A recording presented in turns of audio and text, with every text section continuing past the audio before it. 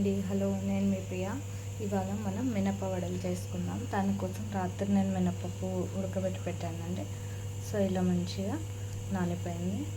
దానికి పిల్లలు మనము నార్మల్గా అన్ని ఆకుకూరలు, కొత్తిమీర, కరివేపాకు తినమంటే తిన్నారు కాబట్టి నేను కొత్తిమీర, కరివేపాకు కొంచెం ఎక్కువ ఇందులో వేసేస్తానండి. సో దట్ వాళ్ళకి తెలియకుండానే తింటారు.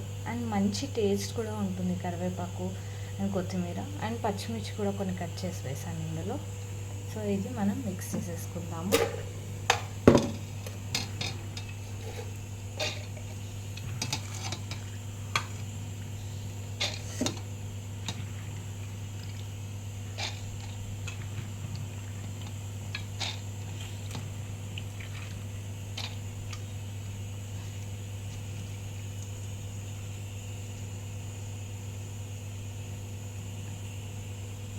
దీన్ని మిక్సీ పట్టేసుకుందాం. కొంచెం వాటర్ వేసుకుందాము. బ్యాటర్ రెడీ అయిపోయిందండి, వడ బ్యాటర్. దీంట్లో ఇప్పుడు మనం కొంచెం జీలకర్ర,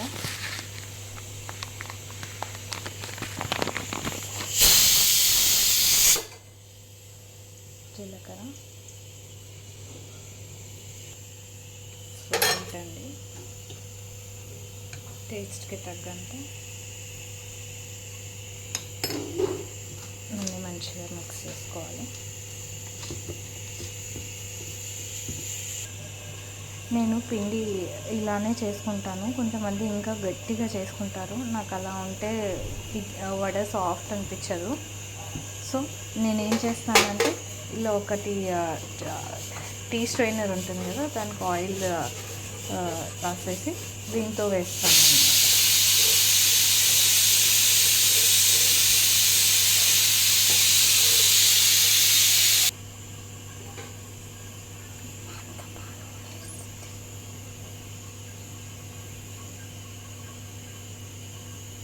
ఇలా పెట్టి ఇట్లా వేసేస్తాను.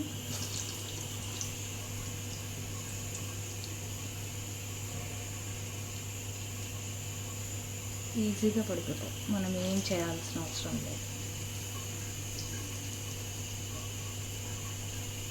అండ్ ఆయిల్ కూడా చెట్లేదు మనకి.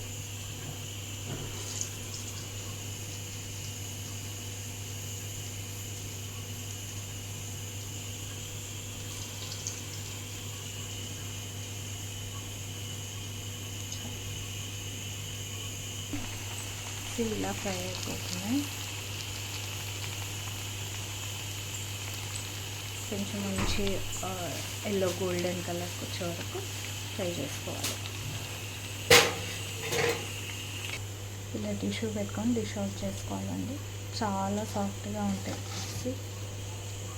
ఇంత సాఫ్ట్గా ఇలా అంటే విరిగిపోతాయి అసలు. దీన్ని మనం సాంబార్ అండ్ చట్నీ ఆల్రెడీ నేను స్కూల్కి టైం అవుతుందని రెడీ చేసి పెట్టేశాను. ఇప్పుడు దాంతో డిష్ అవుట్ చేసుకుందాము.